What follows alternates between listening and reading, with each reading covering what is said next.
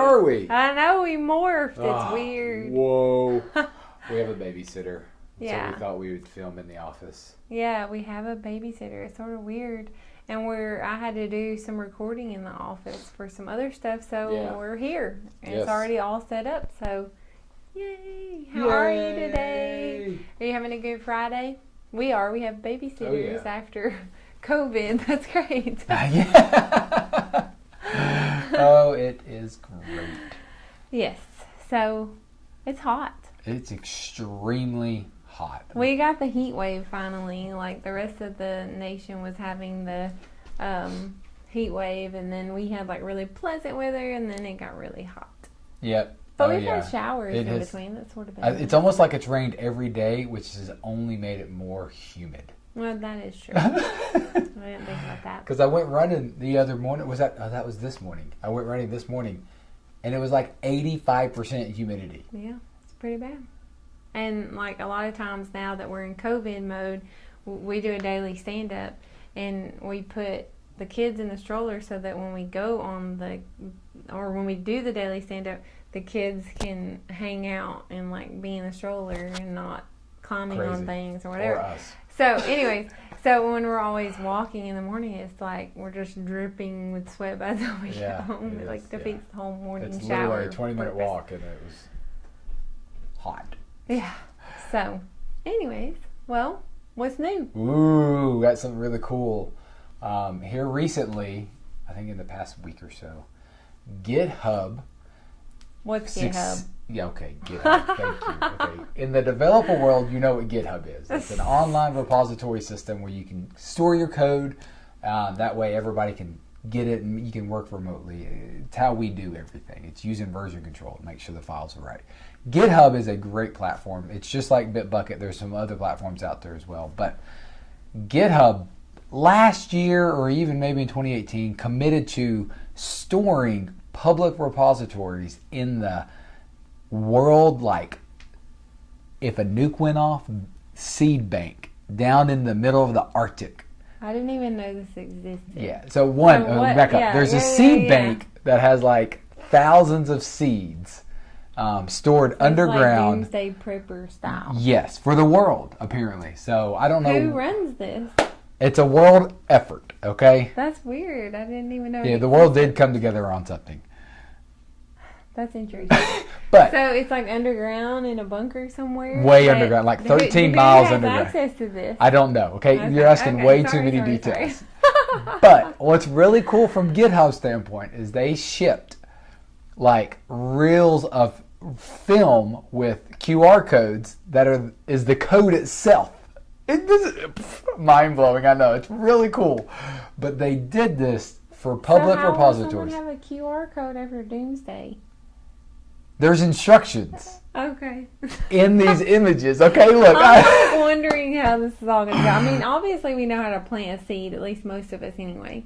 So we know how to plant a seed, but some of that might not be so I know, but it's real. They did like 55 terabytes of data. And because of COVID, the GitHub team members weren't able to actually transport it into the mine, so they had to ship it off. They had to literally ship it to another company who finished the last leg. That's interesting. But huge amounts of repositories were stored. So like just code, like even just like basic code, like how to do a simple function, like things that can speed up development. If something was all wiped out, we have a backup. It's crazy. As a developer, I think it's really cool. But some of the code that I wrote did get put in there, so that was pretty cool. That is cool. I've got a celebrity in the future world who may not exist, but you're a celebrity. They're going to be like, who's Justin Gibbons? Nobody's going to know. Hey, at least you got your... But they might name your kid after that. You have your digital footprint in the future world where we may not even exist in. So I don't think we will if a nuke went off, folks. Right. Again, if we need this archive, there's a bigger problem. Well, right, but you're a celebrity in that space, so we're signing autographs. He's signing autographs. So what about you? What's new? Well, there's new space around Instagram. They've been rolling out a lot of changes. I don't know who all's been keeping up with those, but they even have some new ad types. So if you haven't experimented in that space before, definitely should check it out. They've got, some more interactive style ads that you can do now. And I don't know if anybody's noticed that they've been playing around with the story footprint in your app, and they're just doing all kinds of stuff. I mean, and even Facebook ads, they've got like the whole ads manager is completely revamped. Yep, looks it is completely changed. different. It has a lot more of like little steps to make things a little bit more intuitive. Yeah, if you didn't know, in the last videos we talked about, I got the updated Facebook profile. Yeah. Or not so profile, Facebook's pushing out design. stuff left and right. Yes. This COVID quarantine has got them just like doing big stuff. So everybody's more anyways, efficient. That's what they're actually seeing. Well, yeah, I know that because we actually talked to someone that we know that works here locally and with the government, and they were saying that they're thinking about like leaving it as mainly remote work for some of their stuff. So That's crazy. sort of crazy. Yes. Anyways, so today, Yeah, what are we talking about today besides GitHub? I really should have brought a crayon. Why didn't I bring a I crayon? don't, we don't do good with props. That would have been perfect. Sadie has one, my daughter. I We have a could had birthday crayon crown. because Yeah. content is queen. Content is queen. We've taken over. The queen should be just as equal and important as the king. Oh, there we go. Yep, we're keeping it level. Content And you know, some is countries queen. are ran by queens. So. Right. So, anyways, so that's what we're going to be talking about today is your content. Content For your website redesign, because that's sort of been our focus Yep. this month. So that's what I'm planning to talk about today. So, as we've talked about, budgeting, want to do this redesign and so forth, but content always comes up in those questions, always in those meetings with anybody you work with, even if you do a freelancer or you're working with an agency or you're doing it internal. The question is, where's the content going to come from? What are we going to put on the website? When someone is planning with their website content, where's the best place to start, Michelle? Well, I don't know if you can guess what my I answer might be. have an idea. What do you think? It's sort of, I'm going to guess baseball. I'm just going to throw one out there. Yeah, right field. Anyways. More props. No, I'm going to go with that baseline answer where I always go because I'm the strategy queen over here. We need to first think about the goals. Goals. Oh, shocking. I didn't see that one coming.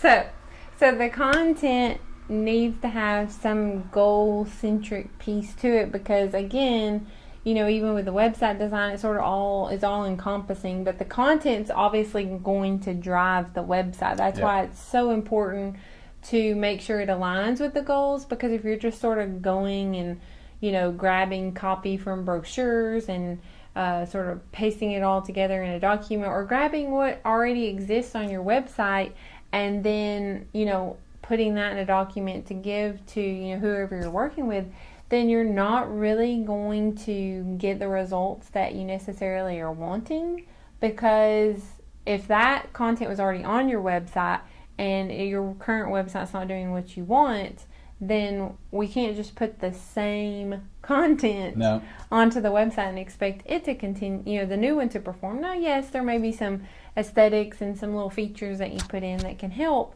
but really making sure that your content is actually, working, being worked on in such a way where it helps you determine what design elements that you're going to need throughout the site, like when you're working with the designer and stuff, then it sort of helps. Because, one thing to think about is if, like just an example, if your goal is to be more, showing your expertise in your field, then, you need to plan some content around, long form content that really shows your expertise. It has tons of words, and obviously that is visually appealing. That's why you're going to work with a designer or whatever to make it more, digestible. But you need a lot of, meatier content. You need more possibly videos and all these different mediums on your site to make sure that you portray that, because that's your goal. If you want more leads, you obviously need some of those other things to maybe drive more search engine traffic, again, if that's a goal. But if you're not, if you're going to be strictly running a lot of ads or, a lot of face-to-face marketing, and you want people to just visit your site and use it more as your storefront or brochure, then, you need to keep it smaller form content, right. Thinking about what your goal is around it. Do you want to generate leads through it or just be informational? There's a lot of moving parts. So it can really sort of help guide you from, making sure your new website does what you want it to do, and then it can also help you sort of formulate, a post-launch content plan to continue on and reach for whatever it is that you're wanting to accomplish. Right, and I just want to reiterate, it's really hard to have a good focus on a website without that goal. Because Correct. Then the website is all over the place. Right. I mean, you might have a long form here, a short form here, but that's really what you want to focus on, and it's never balanced. So right. You need to think, hey, what is that goal? Right. And it's extremely important. And another thing to think about is, thinking about, what it is as far as, sort of what content areas you may even want to focus on in general. Right. That's good. So we've got our focus, this ultimate goal. Okay. Yes. With a pretty bow. And a crown. And a crown, because it's and clean. a crown. You can buy a crown when you're going through this process, so you can put it on a box, for image in a box. You like that right there? All right. Side to the jokes.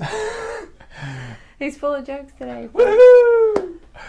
So now that you have your content focus, which is your goal, how do we make sure the website is going to reflect that? What do we do next? Well, so a good first thing to do is to draft up a preliminary sitemap or work with, whoever it is that's helping you with your website. So start working up a preliminary sitemap, and that's going to actually sort of, again, help you make sure that you're encompassing the content in the areas of your goals. So, like I was saying, if you have all these goals to be an expert, then you're going to have a lot of long form content in some different area of your website, maybe a resources section or something like that. Well, so within that section, you need to have that on your sitemap and sort of rough out some areas of focus that you want to make sure that people know you know what you're talking about. That makes sense. And so just sort of roughing it out will just sort of help you determine and make sure that what you're working on is in line with your goals.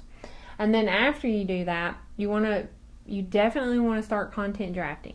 If you just have the idea of doing a website redesign, I cannot stress how important it is to go ahead and just start working on some content. And you can start with what's on your current website. Yep. I'm not saying don't trash start it there. Yeah, don't trash it, and don't not use what's in your brochures.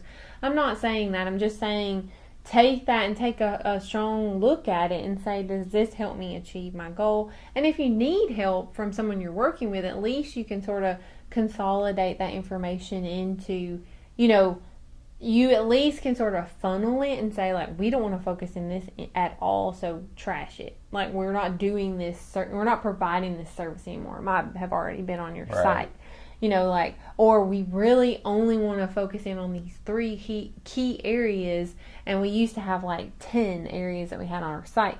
So, go ahead and funnel it down. And what you'll find is working on that content and then working with, whoever it is that's doing your website, and can really help you if you're working on it in parallel and provide it to them, and then let them help you with content if that's one of the things that they're going to help you with.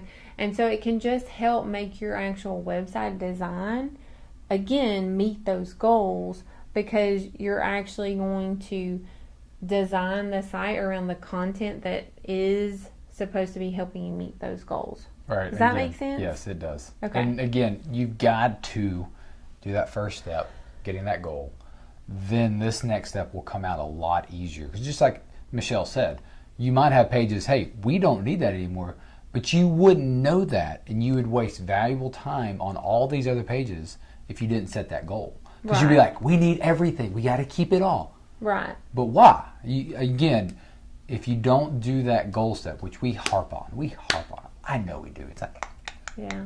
Sometimes it can be boring. It can be boring because no one wants to hear that. They just want to do the fun stuff and dive right in. Right. You've got to do that first step, so then this step of site mapping and drafting are easier. Because then you're focused. Right. And again, it just really helps with that design piece too, because if you have this goal in mind, you have this content, does this content actually help achieve that goal? And then how can the design enhance that goal? Right. So it just goes a lot hand in hand. So I can't stress that enough. And I really hope that, if that's one thing that you take away from this talk today, is make sure that you go ahead and at least start roughing out, even if it's just bullet points around some content and how that ties back to a goal that you're aiming for as an organization. All right. Now, how can we get the finishing touches on the content? Right. So say you've already worked up and got your, pretty website now out there, and you're, in your development mode, and you've got it out there, you're reviewing it. Well, you need to make sure that you do a little bit of keyword research or work with someone. It could be a lot, or you work with someone, you make sure that who you're working with is an agency or a freelancer can help you with this, to do some research to make sure that, sort of those high level, what we decide to name your service pages, or we decide to name the different, or discuss a lot all throughout the site, that we make sure that it actually makes sense. And what I mean by that is best explained by giving you an example. So in our line of, in our industry, CPA means cost per acquisition. In accounting, that means something completely different. Oh. So if our idea as a company was to be focusing heavily on letting people know that we can decrease their cost per acquisition, and all we did was focus on CPA, and we had this all over our website, well, that could actually be really not attracting the right person. And there's a lot of changes that happen in search engines all the time that, can determine intent and those sorts of things. But you don't want to fight against it and then hope that the search engine on a whim has their user's intent determined. So you want to help the search engines. And so what I mean by doing a little keyword research is making sure that what you're talking about isn't just, jargon and internal in the industry discussion, things that people that are ingrained in the industry understand, instead of what just a casual possible, your user would actually be searching for. So that's a really big thing that I see a lot of misalignment on. That makes sense. Yeah, I see a lot of misalignment where, you're an expert in whatever service it is. You know a lot about the products that you offer, and you forget that sometimes those other people don't like that or don't know that, and they may search for something completely different. So you may be missing a lot of search traffic long term. So that's why I'm saying, to sort of polish off that content strategy, let's make sure that we research the actual phrases that people are searching for, so that we can plan those into our long-term plan if we're going to be blogging and all sorts of things on our website. But then also for the short term, for our website, let's make sure that we're actually incorporating that into the page names, and we're sprinkling it throughout our site. Right. Okay. And then lastly, that's going to allow you to finalize those page names and all the other things, that you want to keep up with, which we've got helicopter taking off. I don't know if you guys can hear that. It is not military. So anyways, you're going to want to sprinkle the SEO fairy dust after you figure out these key really phrases. Need a lot of effects on this one. Yeah. We'll get some little fairy coming in. So you want to sprinkle the fairy dust by doing best practices on the content. And again, it sort of depends on who you're going to be working with to work on your website, and if you're going to have someone helping support you long term. But if you're not, then you want to make sure that they're going to help you get the baseline and best practices set up for your SEO, so that you can then go in, which SEO is search engine optimization, in case you don't know. But if you have a WordPress website, look up SEO Yoast plugin. That's one that we always recommend, because that's going to help you sprinkle the fairy dust, and it's really intuitive, really easy to use for your pages and your different pieces of content. So that's sort of going to help you put the finishing touches on that content, and then also long term perfect your content to hopefully drive even more of whatever it is that your goal is for your website. All right, so let's recap. Yeah, I've thrown a lot out there. Thrown today. a lot, but it's digestible. I hope. First off, you got to define that content goal and the goal of the website. What do you want your website to do? Is it promoting services, lead generation? What? That will help you understand your content. Correct. And defining that preliminary sitemap and drafting out that content. Again, if you don't have that goal, you're not going to be able to do that next step, or the next step is going to feel overwhelming because you're like, I don't know where to do or what to start You're with. going to feel like you have so much to do. Yep. So then, after those two steps, you can then, that will also aid into the design of the site because you'll see your content visually on words and you're like, okay, we could pull this paragraph over here, we could do this. Again, we need a lot Or more to help text. your designer Or in your that designer, space. yes. And then to finalize everything by making sure you're using the right terms that your customers would be using to find you. Correct. So again, and following the best SEO strategies. Again, don't go keyword dumping or just throwing the same word over and over and over and over and over and over and over and over and over and over and over. Don't do that. Best practices, make sure you follow those. And again, if you're doing this internally, you can just Google some quick things for SEO best practices and just follow those. So, Well, right. I mean, and speaking of SEO best practices, you know, if that's a goal of yours is to have a lot of organic traffic and to grow that over time, then the best practice is, you know, content is queen. So you need to be putting out a lot of content, and you need to figure out how that post-launch plan, like what it looks like, so that you can continue to put out content. Because that, I can't tell you, you know, how often, you know, we'll work with a client that, you know, previously just sort of had a stagnant website, and then as soon as we're able to do ongoing edits to, you know, more than just their actual website content, but once we're able to actually do those best practices and keep their website code and all that stuff clean, but then when we also incorporate, you know, just small updates of adding more content, adding more pages, it really just starts snowballing. It really does, and I can't stress it enough. So even if you start small in your post-launch plan to have just I'm going to post something, you know, once a month, then do that. It's better than nothing. And, you know, just start somewhere, even if it's once every 2 months. But it will get you sort of in a rhythm, and it really will help you grow your reach. Have fun with content. Yeah. It can be fun because then you can turn it into videos. Yeah. Or you could start with videos and then turn those into blogs. Yeah, transcripts. Get those. So blog posts. we have a whole nother topic on that, which, if you know, I've taught, you know, several classes on that. But so, well, thanks for tuning in. I hope that this helps you out in your website redesign strategy, or your journey, website redesign journey. I keep wanting to say strategy. And content is queen. Yes. So it's not scary. Just dive into it. Yep.